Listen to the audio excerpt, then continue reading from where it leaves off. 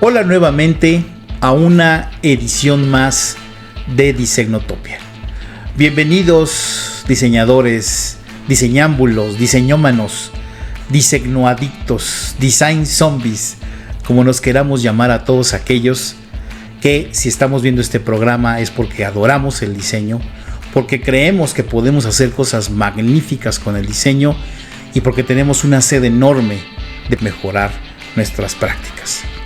Disegnotopia lo que ofrece es una manera distinta de poder abordar el diseño, sin el afán de querer monopolizar un conocimiento absolutista. Siempre tenemos la intención de mostrar y enseñar a todos ustedes lo que este camino del diseño nos ha enseñado durante los últimos casi 30 años de práctica en él. Entonces, bienvenidos. Comencemos con la segunda parte de el programa que comenzamos titulado El tirano instinto artístico.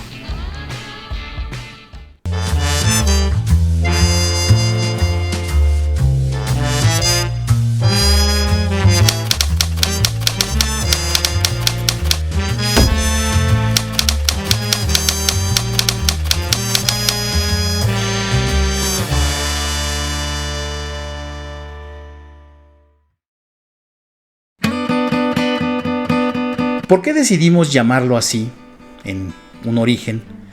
Porque finalmente es la metáfora que todo diseñador necesita tener en mente de que antes de saltar a la proyectación, al acto de sketchar una idea y de tratar de bajarla de nuestra mente hacia el papel, es necesario hacer muchas cosas antes. Y recordemos que este programa, aparte de hacernos conscientes de que todo diseñador tiene este tirano instinto artístico que, si bien es útil para poder desempeñarnos como diseñadores, también de repente nos limita en el hecho de que podamos generar diseño con el pie derecho, ¿sí? ¿Y a qué se refiere esto? Es muy importante entender que hay muy diversos tipos de proyectos y muy diversas formas de abordar el diseño. Uno de los grandes errores que a veces cometemos es tratar de resolverlo bajo el mismo método, bajo el mismo proceso, cuando en realidad, y esto lo voy a recalcar hasta el cansancio, el diseño es sumamente complejo. Y para poder verdaderamente efectuarlo y ejecutarlo de una forma óptima, es necesario entenderlo a su profundidad. Y esto no solamente en la parte técnica, porque tenemos la parte técnica del diseño, que es la que nos ayuda a ser buenos modelistas, representadores, dibujantes, sketchers, escultores o lo que sea, y la parte del pensamiento, que es lo que nos ayuda a entender lo que hay detrás de un fenómeno disruptivo que está generando algo en la humanidad o en un grupo de personas o en una persona y que necesita ser atendido a través de la resolución de algún problema, de la atención hacia algún tipo de emoción que esté generando en esas personas que llamaremos protagonistas del fenómeno.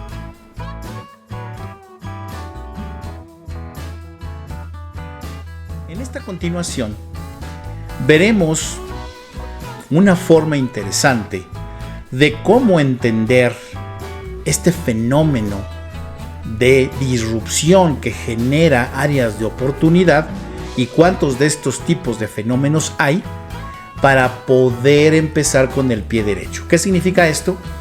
Que antes de yo brincar a resolver el resultado del proyecto de diseño, necesito primero entender cómo diseñar el propio proyecto que voy a ocupar como guía para poder diseñar el producto que voy a desarrollar.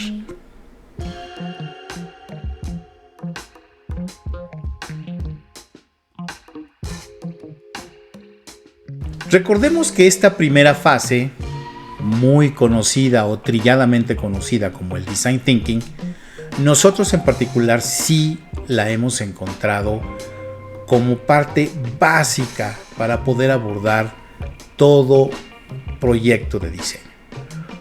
Puesto que el design thinking pues es un modelo de pensamiento que ayuda a plantear las preguntas correctas, ¿verdad? Y estas preguntas correctas, cuando se ejecutan en el momento correcto, nos ayudan a poder entender lo que vamos a hacer, que resulta en la entrega de un producto óptimo al final del resultado. Cuando nosotros estamos abordando, estamos entendiendo que hay una problemática que le llamamos fenómeno de disrupción, que está representada como esta madeja enredada detrás del fondo amarillo, ¿sí? Pues al principio no la entendemos correctamente, no la podemos inteligir o dilucidar, y necesitamos hacer esas preguntas correctas. Por lo tanto, en esta primera fase, como bien lo comentaba, pues tenemos que saber por qué lo vamos a hacer. El por qué es la pregunta básica para poder lanzar a nivel racional y emocional el acto que vamos a emprender como producto diseñístico. Porque al nosotros preguntarnos por qué, esa pregunta va dirigida al patrocinador que desea hacer ese producto, o va dirigida al área de oportunidad que estamos encontrando para crear un nuevo producto, o va dirigida al famoso brief que a veces nos dan, ¿verdad? ¿Por qué vamos a hacer lo que vamos a hacer? Y eso involucra entender toda una serie de sectores. Ya que los entendimos, entonces, ¿qué vamos a hacer y cómo lo vamos a hacer, ¿verdad? Esta primera fase literalmente diseña el proyecto, gestiona lo necesario para poder tenerlo listo, nos ayuda a conocer la complejidad de lo que vamos a hacer, los recursos humanos y tecnológicos que vamos a ocupar y el presupuesto que va a ser necesario involucrar. Con base en eso, yo sabré también la cantidad de tiempo que voy a invertir y por ende sabré cotizar todo ese trabajo. Gran parte de los problemas que tenemos o enfrentamos los diseñadores cuando estamos empezando a hacer la práctica es que no sabemos cotizar. Y no sabemos cotizar porque no enfrentamos esta fase de diseño del proyecto. Diseño del proyecto, antes del diseño del producto. En el capítulo anterior nos quedamos con esta imagen. Entonces, recuerden que les decía yo que hay diversos tipos de proyectos, que es lo primero que tenemos que enfrentar. ¿Qué tipo de proyecto es el que voy a hacer? Y para esto, les voy a mencionar los que nosotros hemos identificado. Hemos identificado primeramente que hay proyectos de visión. ¿Cuáles son estos proyectos de visión? Los que las empresas a veces nos encargan para poder entender qué sigue. Después de lo que estoy haciendo, ¿qué debo hacer después? Son proyectos que prospectan el futuro. Y muchas veces podemos ver ejemplificado esto con los autos concepto, ¿verdad? Estos que se presentan en los auto shows. Los autos concepto muestran una visión del futuro a nivel tecnológico, a nivel de usabilidad, a nivel de experiencia, distintas facetas que el producto se va a manifestar en un futuro. Esto nos sirve para poder saber hacia dónde me debo dirigir. Los proyectos de visión normalmente no se aterrizan a la vida real o no se hace ingeniería de ellos para poder manufacturarlos. Simplemente se quedan en una visión que puede ir desde un modelo prototipo escala 1:1, una animación, ¿sí? O inclusive proyectos que puedan funcionar para ilustrar películas que se van a dar o se van a representar en el futuro. Esto lo podemos nosotros ver aquí en este esquema como el principio de la gama de proyectos, y para ello la innovación prospectiva es fundamental, pero normalmente ya no llegan a aterrizarse en la vida real. Como proyecto número 2 tenemos los nuevos desarrollos. En ocasiones los nuevos desarrollos primero parten de un proyecto de visión, o sea, a veces sucede con los autos concepto. Voy a utilizar recurrentemente esta metáfora porque es muy clara. Un autoconcepto evidencia qué puede suceder en el futuro, pero si verdaderamente es muy bien aceptado y su visión es muy acertada en términos de implementación tecnológica, entonces puede trascender a un proyecto de desarrollo, o sea, pasa del concepto a un producto que se va a aterrizar al contexto de la vida actual. Y entonces estos proyectos pues pasan de la innovación y prácticamente comienzan desde ceros, ¿verdad? Pero ¿qué pasa con todo producto? Como lo podemos ver en esta gráfica azul, un producto nace, tiene una vida útil durante un periodo y empieza a morir.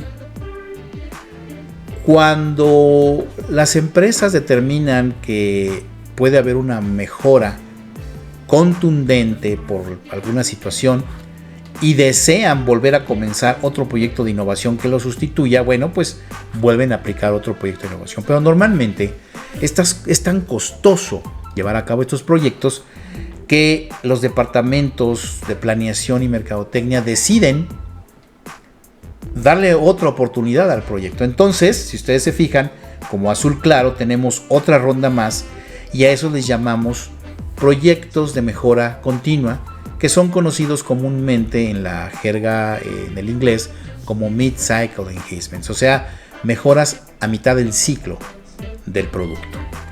Y eso sucede también, voy a ejemplificarlo con los autos porque es muy notorio, un facelifting, ¿no?, de mediano envergadura que cambie la apariencia, la modernice, actualice tecnología, hace que ya un proyecto bajo el cual ya se invirtió una enorme cantidad de recursos vuelva otra vez a tener vida y pueda volver a ser atractivo para los mercados al haber recibido esa actualización.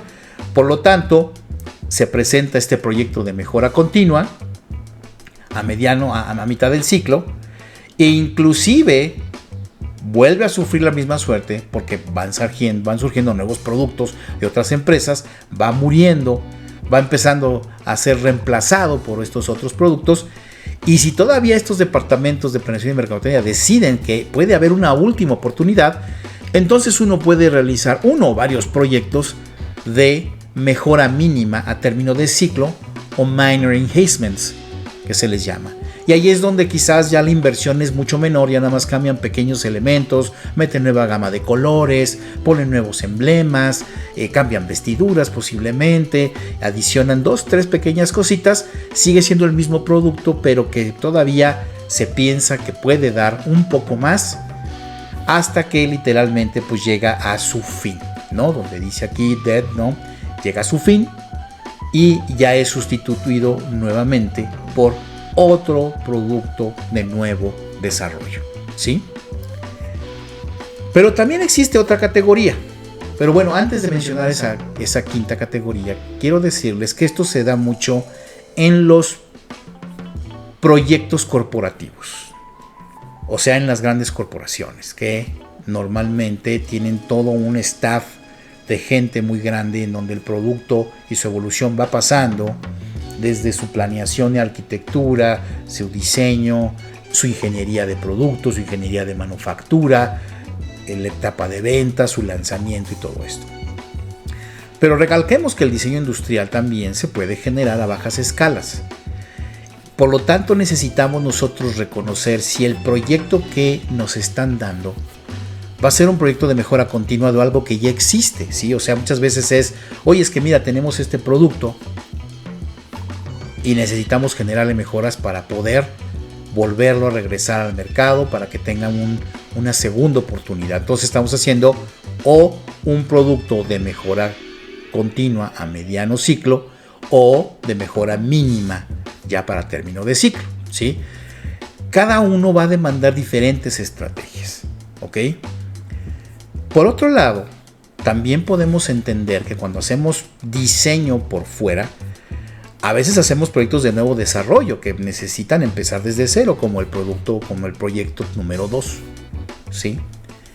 Pero el quinto caso también es muy típico, que es un producto especializado. Por lo tanto, esta categoría recibe el nombre de proyecto especializado. ¿Y qué quiere decir esto?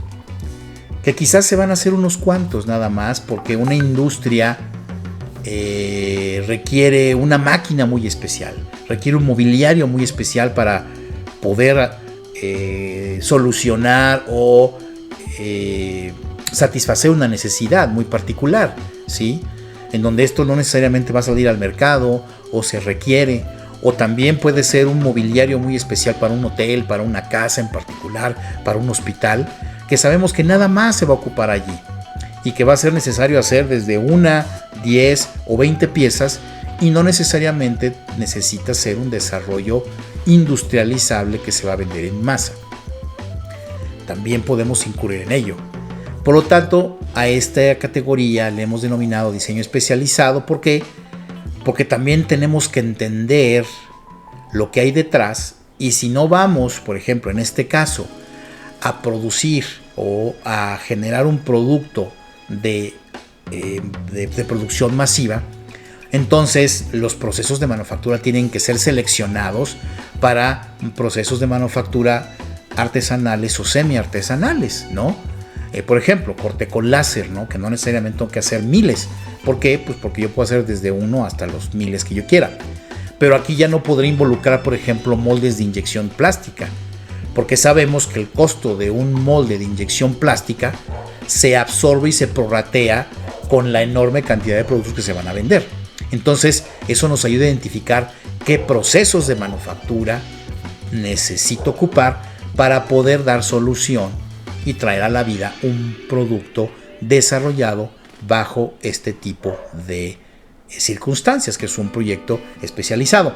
Y este lo estamos poniendo en global porque estos, si bien pueden llegar a tener una vida y una muerte, no están tan susceptibles de ser tan criticados por un mercado como en el caso de los otros, porque en este caso quien los va a usar es alguien muy particular, un operario, una persona que lo utilice directamente o indirectamente, en donde el producto pasa a ser a veces más utilitario o de ornamentación que un producto de multifunción que brinde un servicio del cual la gente esté demandando de él cotidianamente. ¿Sí me explico?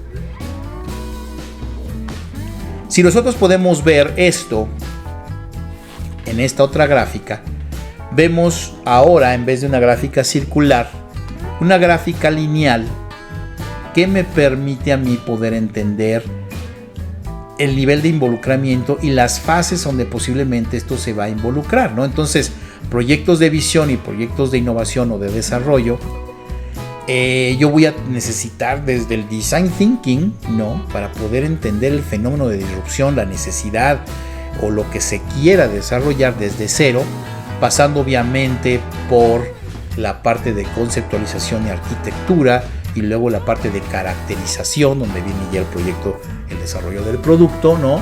Hasta la ingeniería de producto, ¿sí? Y si ustedes se fijan, y aquí tenemos identificados los distintos tipos de proyecto, pues obviamente uno de mid-cycle enhancement o de mejora a mediano ciclo, pues ya no empieza desde innovación porque el producto ya existe.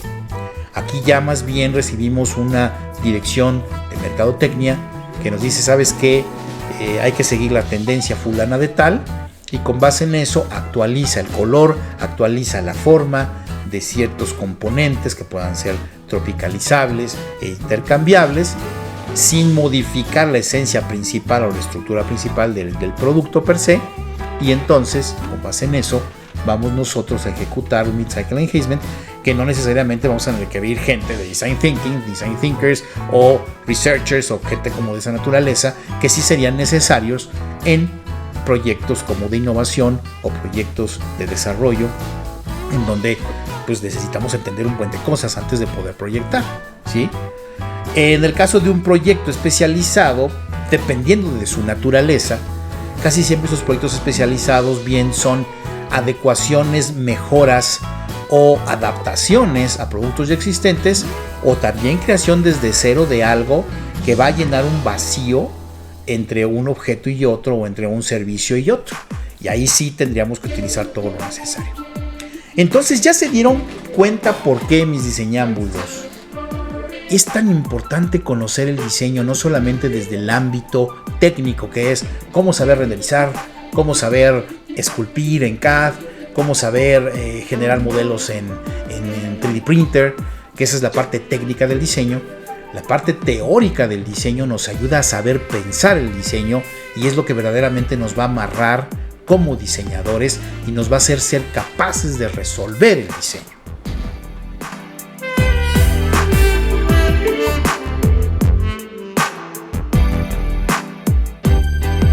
Una vez habiendo entendido por qué es tan importante que nosotros sepamos qué proyecto vamos a enfrentar, después necesitamos entender su propósito. Y esta es una de las palabras clave en cualquier resolución de proyecto de diseño. Porque muchas veces empezamos a proyectar, nos vuelve a ganar el tirano instinto artístico. Nos dice, ya, y tú lo que tú sientes, lo que te manifieste, tú sácalo. Y ahí nos vamos, ¿no? ¡Pum! Y otra vez perdemos la disciplina diseñística.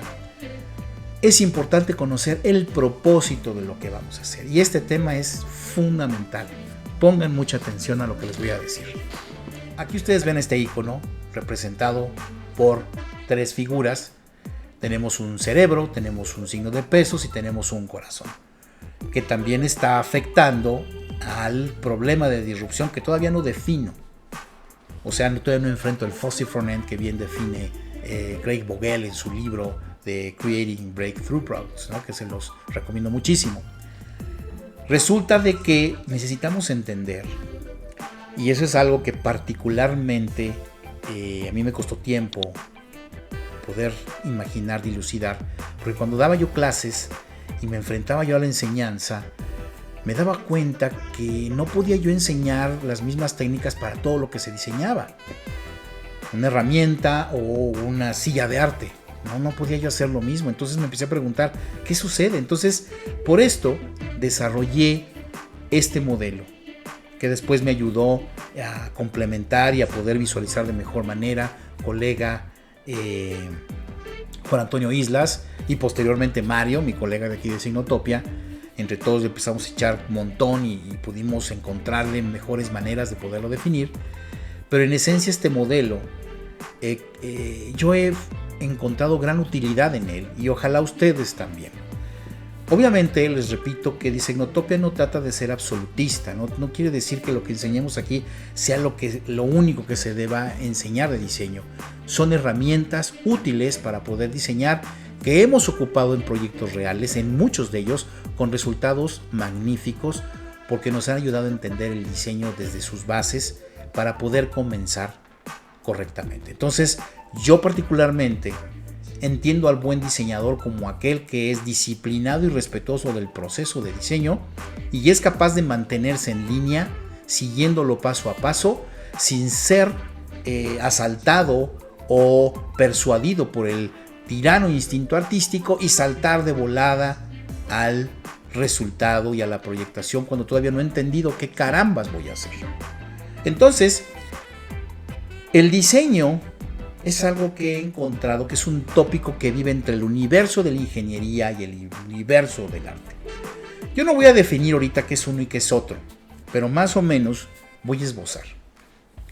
En el universo de la ingeniería, que está al lado del universo de la ciencia, necesitamos o es menester en la ingeniería resolver algo para que pueda ser cristalizable en la vida real y pueda funcionar y brindar un servicio. Del otro lado, extrapolado completamente, tenemos el mundo de las emociones, la percepción emocional, que tiene que ver con cómo yo me manifiesto como ser humano. Y el arte, pues seguramente muchos artistas que me vean me van a agarrar a zapes, pero como yo particularmente lo he entendido, es como el acto de poder sacar lo que traemos dentro a través de una manifestación de cualquier tipo, y quien le guste, ahora sí que le guste a quien le guste, y a quien no le guste pues tampoco hay problema, porque puede tener muchísimas interpretaciones y simplemente es un acto de manifestar y de poder comunicar a nivel emocional con nosotros seres humanos. El arte nos hace sentir. La ingeniería nos ayuda a desempeñarnos como seres humanos en la vida real. ¿Y qué creen que está al centro? El diseño. Pero acuérdense que estamos hablando de diseño industrial, particularmente en Disegnotopia nos abocamos al diseño industrial, porque no quiero que ningún otro diseñador se me ofenda. Yo soy diseñador industrial con especialidad en automotriz y por eso hablamos de diseño industrial. Entonces, encontré que el diseño justamente es la amalgama entre el universo de la ingeniería y el universo del arte. ¿Y saben por qué? Porque como bien ya lo expresé, a la ingeniería lo que le importa es justamente funcionar de la manera más óptima. Bueno, eso está mal dicho. Es funcionar de la manera óptima y poder costar en balance con el servicio que va a ofrecer. Y aquí podemos ver, ¿no? Engranes, turbinas, estructuras, motores. Imagínense que si fuéramos a diseñar una turbina y llegáramos y dijéramos, no, hay que cambiar la forma del álave de la turbina porque está muy fea. Vamos a cambiarla para que se vea más bonita. Pues obviamente no se va a poder porque el resultado de la forma de esa álave de la turbina es producto de análisis tremendo de ingeniería, de aerodinámica, de ruidos y vibraciones, de durabilidad, de no lo sé, una enorme cantidad de otras cosas que la determinó a ser como es y no por el gusto particular del ingeniero que la está proyectando. Así se manifiesta la ingeniería. Es ciencia aplicada al desarrollo de un producto que va a operar o necesita operar de forma óptima. Extrapoladamente tenemos al arte, como bien ya lo comenté, pues son manifestaciones, ¿no?, que nos hacen sentir, que a veces tienen sentido y a veces no lo tienen. Y está bien, es correcto, porque el arte no tiene un propósito particular. El propio propósito del arte, según yo, es que no tiene propósito, simplemente es hacernos sentir. Y si existe ese propósito es ese, hacernos sentir. Punto y se acabó. ¿Y qué creen? Pues el diseño, que está a la mitad, conjunta ambas cosas. Y pues de alguna manera es algo completamente antagónico. ¿Cómo juntar algo que es completamente racional, práctico y que tiene que ser aterrizable a algo que vive en el mundo de la abstracción? Pues sí, los diseñadores industriales tenemos que hacerlo. Y pues ¿cómo lo vamos a hacer? He entendido que, como lo ven aquí, no solamente hay un solo color allí, o sea, no se aborda de una sola forma, no es un bloque único. El diseño industrial tiene una gama, un espectro de una enorme cantidad de universos internos de productos que podemos hacer. Y este modelo es muy interesante que nosotros lo entendamos, porque también nos va a dar la pauta de saber el propósito exacto de lo que vamos a hacer. Y saber ese propósito exacto, ¿qué significa? Que voy a poder seleccionar la estrategia correcta para poderlo lograr. En esta siguiente lámina ustedes pueden observar una gama de sillas, ¿verdad? Dentro de este multiverso del diseño, que va desde el universo de la ingeniería con una percepción racional y hasta el universo del arte con una percepción emocional. Y ustedes se dan cuenta aquí, estas sillitas van cambiando de forma, ¿verdad? Desde sillas completamente utilitarias hasta sillas completamente de arte, a donde muy probablemente ni nos podemos sentar. Son sillas que viven detrás de un aparador o viven en una portada de revista, porque el creador las hizo para que puedan ser admirables y muchas veces pues no te puedas sentar en ellas, ¿verdad? ¿Por qué? Porque ya prácticamente son un producto, objeto de arte. Entonces, este espectro de universos, como bien lo pueden ver aquí, en donde el primero que está al lado de la ingeniería, que le estamos determinando como universo de objetos utilitarios o de productos utilitarios, vive esta pobre silla planita, plegable, muy económica, para muchos quizás no bella, Pero ¿cuál es su propósito? Su propósito es vivir en una bodega apilada con muchas de sus hermanas durante una semana o varias, y de repente que alguien llegue y las saque a todas ellas y las despliegue en un evento que les va a poner una fundita encima. Y es un evento casual en donde la gente va a utilizar esa silla durante unas horas y se acabó, ¿verdad? Es una silla que la gente no va a llegar a admirar, simplemente se va a llegar a sentar en ella, en un banquete, lo que sea, o va para un evento. Y esa es su función, brindar un servicio hasta cierto punto contingente. Y su función también va a ser poderse plegar al mínimo para poder ser guardada. Y su función también va a ser costar lo mínimo para que puedan comprar muchas de ellas. Esta silla no tiene el propósito que la gente llegue y la observe y diga, ay, qué bonita silla, y como no está bonita no me siento en ella. ¿O qué creen? Estoy muy cansado, pero esa maldita silla está tan fea que no me voy a sentar en ella. Pues no, me siento en ella porque satisface la función de mitigar mi cansancio y se acabó. O sea, su uso es utilitario. Y así como esta silla hay muchos productos utilitarios que existen, como las herramientas, como las máquinas, que nada más las vamos a comprar para que satisfagan nuestras necesidades, resuelvan nuestros problemas y nos brinden un servicio óptimo. Por el otro lado, ¿no? Tenemos a la silla artista, la protagonista de la revista. Y por ejemplo, esta silla que ustedes ven aquí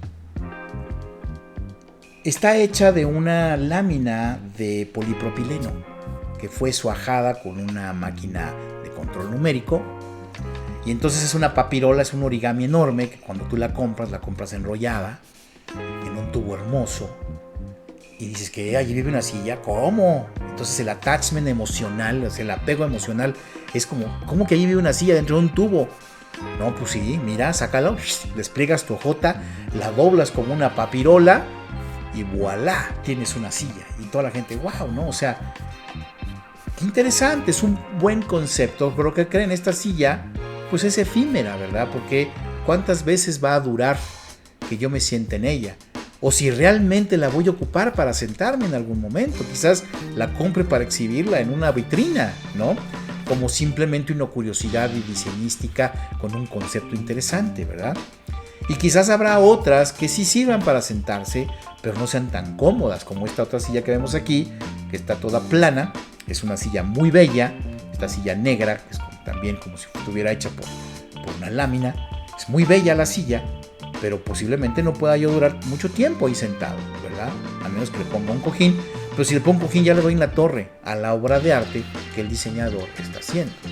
Ya no podría vivir allí un cojín encima de ella porque pues como ponerle una máscara a una bella modelo, ¿verdad? Entonces, en medio tenemos un universo de confluencia. Entonces, aquí si ustedes se fijan, voy a poner de esta manera, tenemos el universo utilitario, a donde yo voy cada vez más dirigiéndome a un universo de transición. Y si ustedes se fijan, voy mejorando ciertos atributos de forma, o más bien de estética y de ergonomía. Luego tengo el universo de transición que viene del utilitario, a donde, ¿qué creen? Aquí la forma, la función y el costo tienen que estar más equilibrados, porque aquí ya la silla ya dice un discurso, ¿verdad? Ya no dice ya soy la pobrecita que me necesitan esconder en una bodega. No, esta silla ya es protagónica. Esta silla ya la compro porque me gusta, porque me brinda un mensaje de estatus, porque la voy a comprar en mi oficina para que vean que mi oficina es una buena oficina de lujo o X, Y, Z, ¿sí? Entonces todas estas sillas, aparte de funcionar, de costar equilibradamente y de tener una estructura estable, también brindan un discurso emocional que hace que la gente se aproxime, las toque, se siente, diga, wow, esta es una silla que me gusta. Y no solamente la compré para mitigar mi cansancio, sino la compré para que también diga que yo pertenezco a un estatus, que quiero lucir de cierta manera, ¿verdad?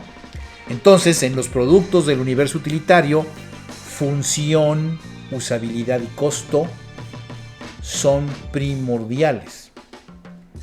La forma, la estética, no lo es tanto porque la gente no los va a comprar por ello. Los va a comprar, como ya dije, para satisfacer un servicio, una necesidad preponderante y ayudar a que se mitigue algún tipo de dolencia o algo. ¿Me explicó? Por otro lado, del otro lado del universo, del otro lado del espectro de este multiuniverso de diseño, tenemos los productos de arte que, si ustedes ven aquí en este esquema y están marcados aquí en rojo, pues bueno, ya buscan más el discurso que la función misma. Entonces aquí sí, evidentemente, la forma, la estética, el símbolo son mucho más importantes. Después la función y los costos. ¿Por qué? Porque estas sillas posiblemente cuesten mucho dinero y no brinden el servicio que debieran, pero pues están hechas con una intención, se apegan a mi yo emocional de alguna manera, porque me hacen sentir o me proyectan entre otros de una forma, ¿verdad? Y ahí viven los Ferraris, y viven los Rolex, y viven los vestidos de supermoda. Todos estos artilugios, artefactos, la joyería, justamente habla o transmite un mensaje en conjunto con nosotros y nos ayuda a decirle al mundo quién quiero ser. No quién soy, quién quiero o deseo ser. ¿Sí? Entonces, los productos que confluyen al centro, que aquí los denominamos como del mundo, universo holístico de transición, ¿sí? ¿Qué quiere decir?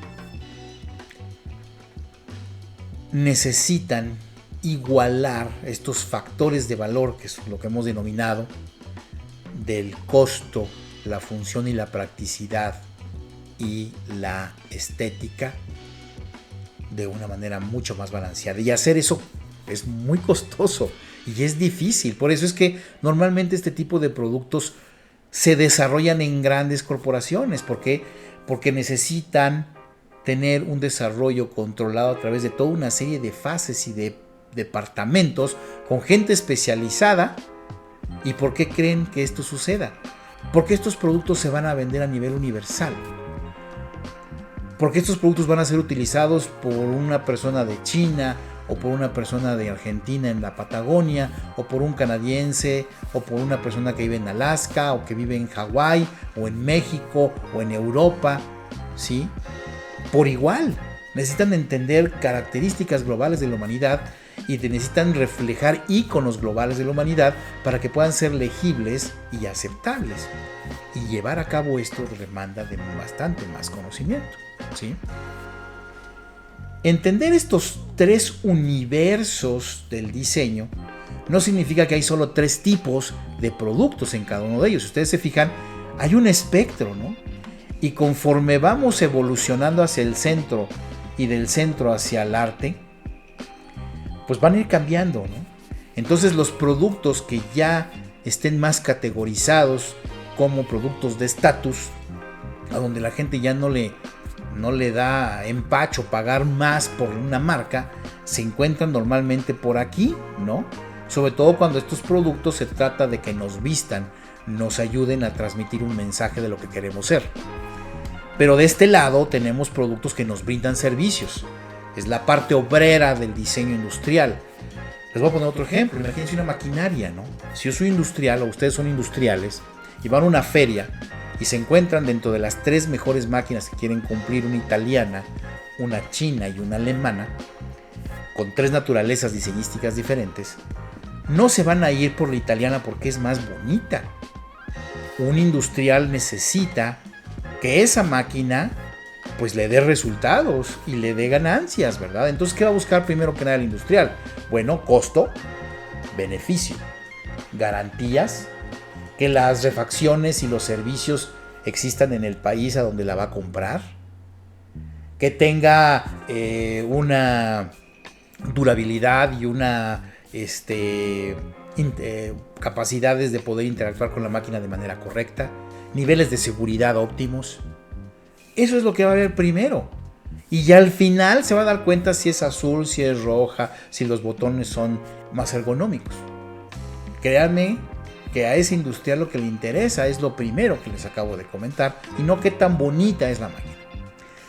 Si resulta de que entre las tres máquinas, la italiana, la china y la alemana, están en el mismo rango competitivo, las tres ofrecen las mismas garantías, están en un rango de costos muy semejante, las tres ofrecen refacciones y servicios en lugar, son igualmente óptimas en su operación, ofrecen la misma seguridad, ¿sí? Todo esto, si las tres lo hacen, quizás el industrial, pueda de entre las tres ver cuál de esas se adaptaría mejor al contexto estético de su industria, o inclusive decir, no, es que esta es más bonita, esta es la que me gusta más, pero en las tres encuentro lo que necesito y las puedo pagar. Entonces ya hasta ese momento ya se va por la que quizás más le guste y no al revés.